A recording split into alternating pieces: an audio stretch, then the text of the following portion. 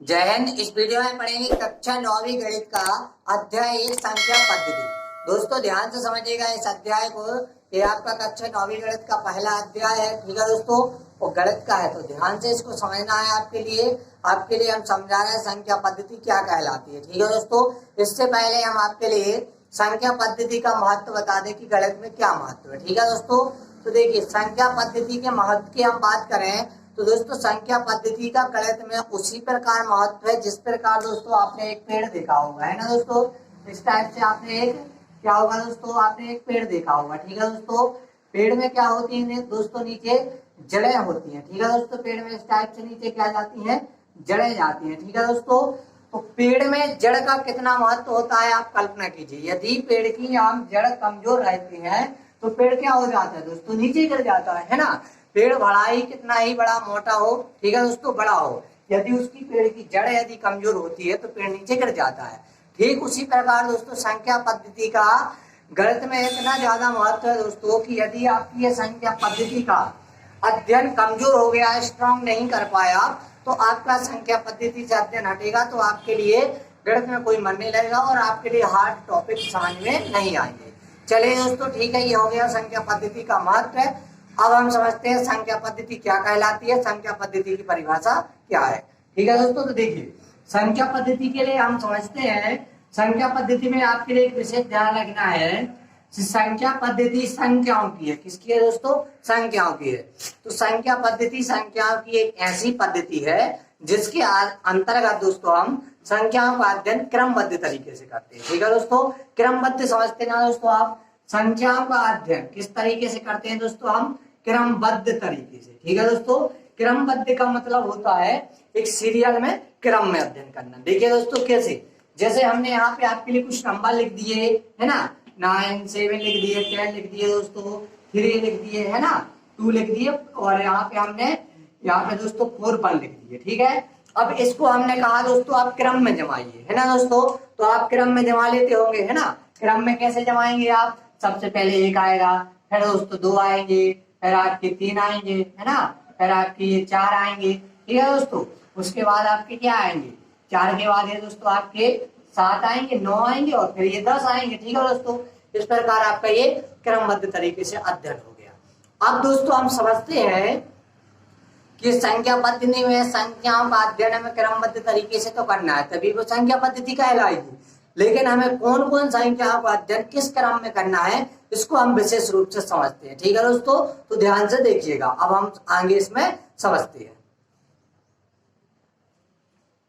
चलिए तो हम आगे अब समझते हैं कि सबसे पहले हमें संख्या पद्धति में क्रमबद्ध तरीके से अध्ययन करना है तो सबसे पहले किस संख्या का अध्ययन करना है दोस्तों। देखिए तो सबसे पहले आपके लिए हम बता दें, सबसे पहले संख्या आती है दोस्तों आपकी प्राकृत संख्या, ठीक है दोस्तों, इसको हम नेचुरल नंबर्स बोलते हैं।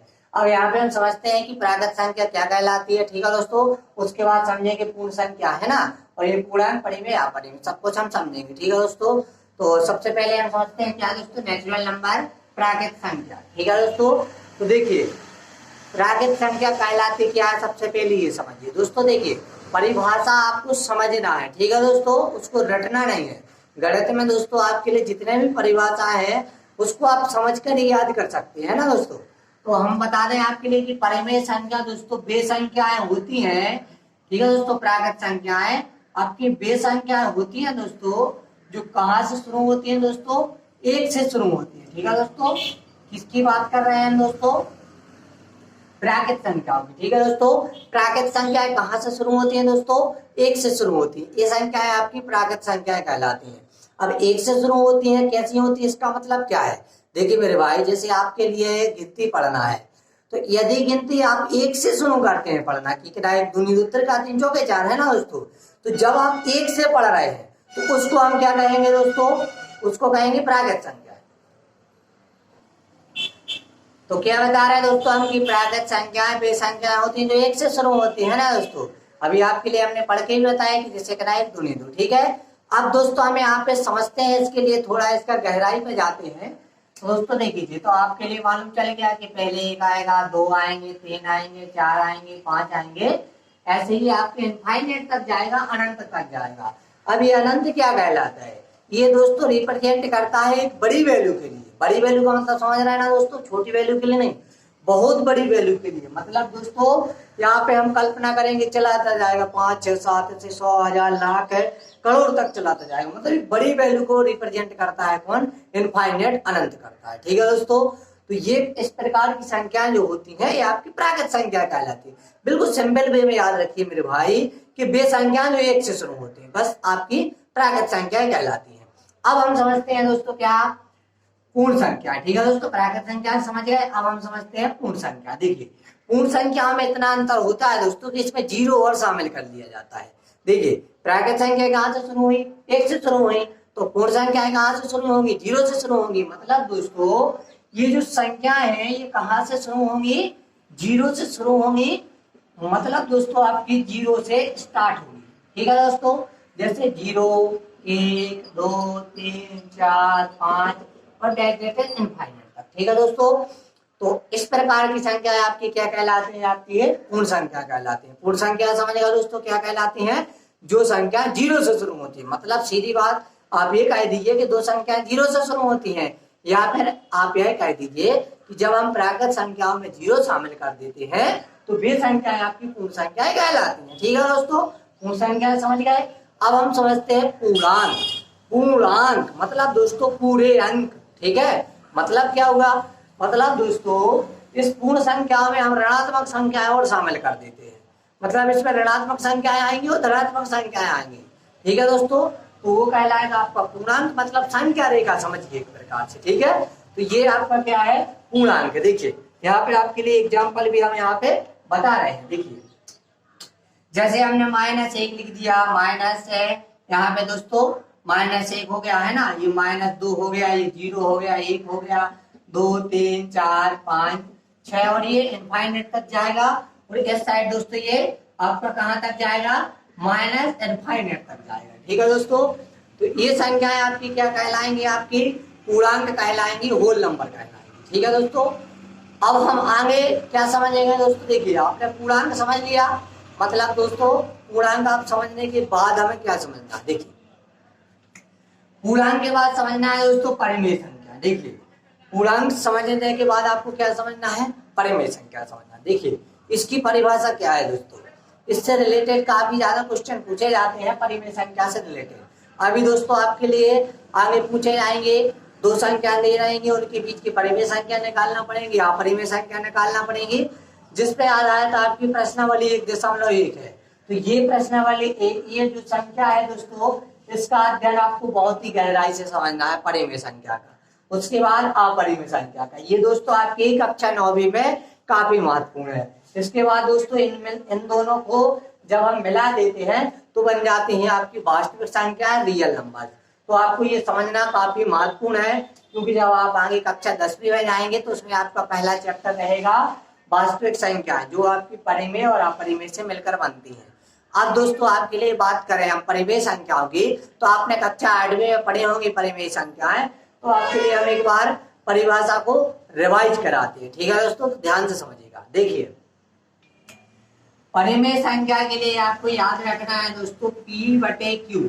मतलब दोस्तों इसका ये होगा, तो दोस्तों देखिए हम बता रहे हैं आपके परिमेय संख्या याद करने के लिए आपको क्या याद रखना है दोस्तों, P/Q। ये क्या है मेरे भाई, P/Q क्या है, P का मतलब दोस्तों यहाँ पे अंश होता है, Q का मतलब हर होता है, मतलब अंश बटे हर।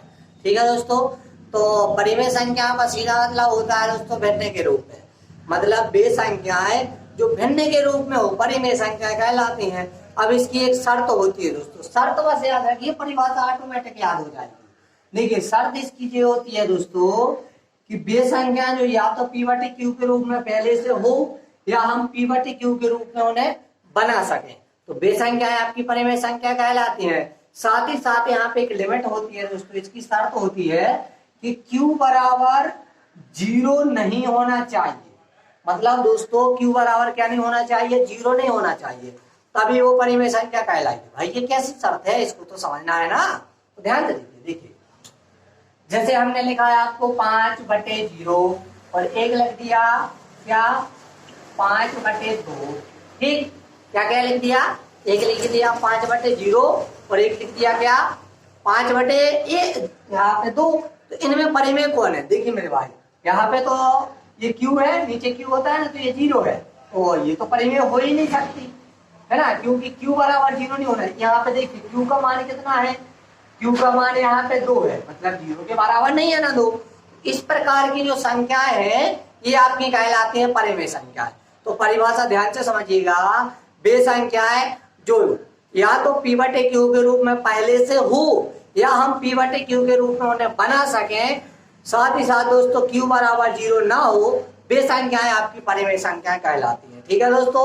और अब आपसे दोस्तों क्वेश्चन करेंगे, क्वेश्चन ये करेंगे कि क्या दोस्तों 0 परिमेय संख्या है? यदि है तो क्या इसे हम P/Q के रूप में लिख सकते हैं? तो दोस्तों बिल्कुल है, 0 को आप 0/1 लिख सकते हैं ना, 1 शून्यम शून्य, मान तो आएगा उसका शून्य, है ना। जैसे आपसे हमने कहा 0 को 1 भाग में बांटिए, तो बांट ही नहीं सकते मेरे भाई। देखिए आपके पास जैसे मान लीजिए 3 दोस्त हैं, आपको 3 दोस्त के लिए 0 पेन गिफ्ट करना है। 3 दोस्त के लिए क्या गिफ्ट करना है? 0 पेन गिफ्ट करना है। तो क्या दोस्तों आप 0 पेन गिफ्ट नहीं कर सकते ना? बिल्कुल कर सकते ना।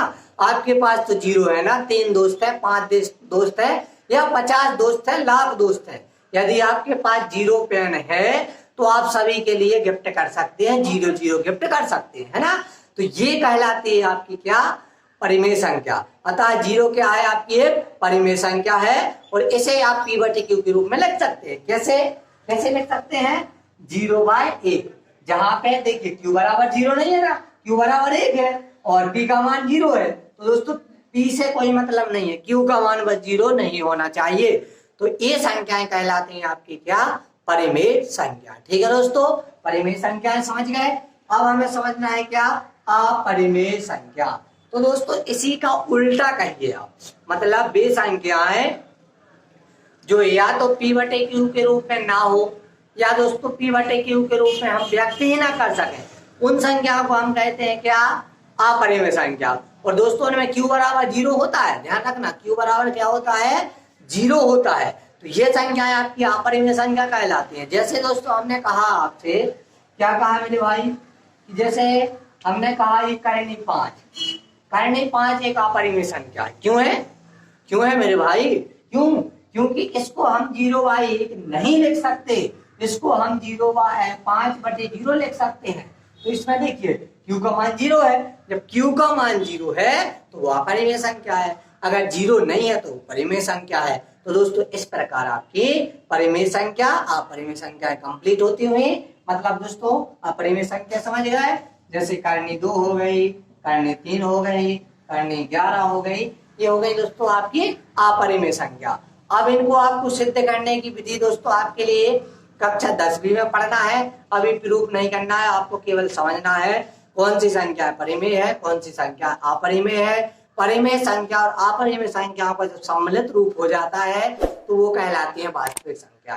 ठीक है दोस्तों, ये आपका ये बेसिक कॉन्सेप्ट कंप्लीट होता होगा।